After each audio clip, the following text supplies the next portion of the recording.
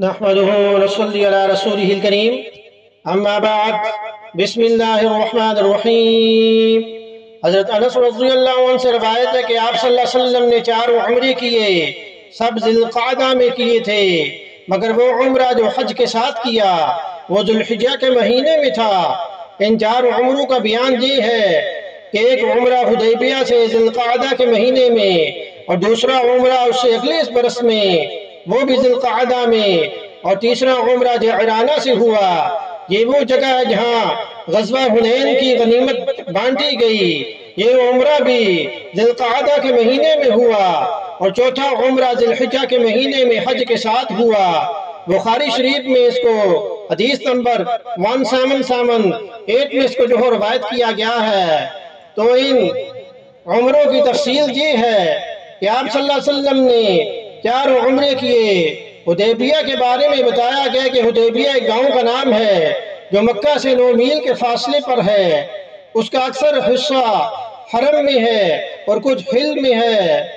تو حدیبیہ کا بیان یہ ہے کہ حضور اکرم صلی اللہ علیہ وسلم مدینہ سے 6 ہجری میں ذی القعدہ کی پہلی تاریخ کو پیر کے دن عمرے کے قصد سے 1400 صحابہ کے ساتھ روانہ ہوئے۔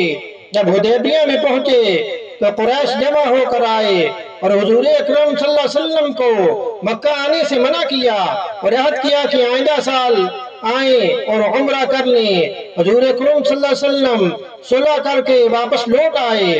تو حقیقت میں یہ عمرہ نہ تھا، لیکن عمرے کا ثواب ملنے کی وجہ سے پہلا عمرہ شمار کیا گیا، اور احصار کا حکم بھی یہی ہے۔ تو احصار کا لغوی مطلب رک جانا، بند ہو جانا، اور اصطلاحی تعریف کیوں ہے کہ حرام پہنے ہوئے شخص کا کسی شرعی امر کی وجہ سے وقوف عرفات یا طواف سے رک جانا، چاہے وہ دشمنی کی وجہ سے ہو یا کسی بیماری کی وجہ سے ہو، تو اس کی پھر قضا ہوتی ہے۔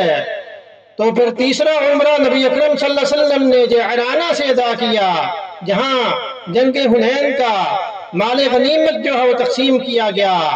تو جعرانہ جو مکہ سے 9 میل کے فاصلے پر ہے، تو جو بھی مکہ مکرمہ میں قیام پذیر ہو اور وہ عمرہ کرنا چاہتا ہو، یا یہ کہ وہ پاکستانی حاجی ہو، تو جو عمرہ یا حج کر کے وہاں ٹھہرے ہوئے ہوں اور وہ مزید عمرہ کرنا چاہتے ہوں، تو ان پر لازم ہے کہ وہ حدود حرم سے باہر جا کر احرام کی نیت کریں، خواہ و تنعیم مسجد عائشہ سے یا پھر جعرانہ وغیرہ سے وہ عمرہ کا احرام جو ہے وہ باندھ سکتے ہیں۔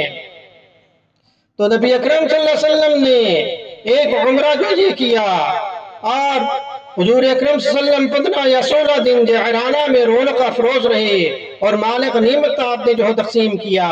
ان میں سے ایک روز رات کو بعد از نماز عشاء کے سوار ہو کر مکہ تشریف لے گئے اور عمرہ کیا، اور اسی رات لوٹ آئے اور صبح کی نماز جعرانہ میں ادا کی۔ چوتھا عمرہ آپ صلی اللہ علیہ وسلم نے حج کے ساتھ کیا۔ یہ عمرہ ذی الحجہ میں ہوا اور باقی جو ذی القعدہ میں ہوا۔ تو اللہ پاک ہمیں بھی عمرہ ادا کرنے کی اور یہ کہ حج ادا کرنے کی توفیق عطا فرمائیں، اور ذی الحجہ کے ان 10 دنوں کا احترام کرنے کی توفیق عطا فرمائیں۔ اللہ پاک عمل کی توفیق عطا فرمائیں۔ وما علینا الا البلاغ المبین۔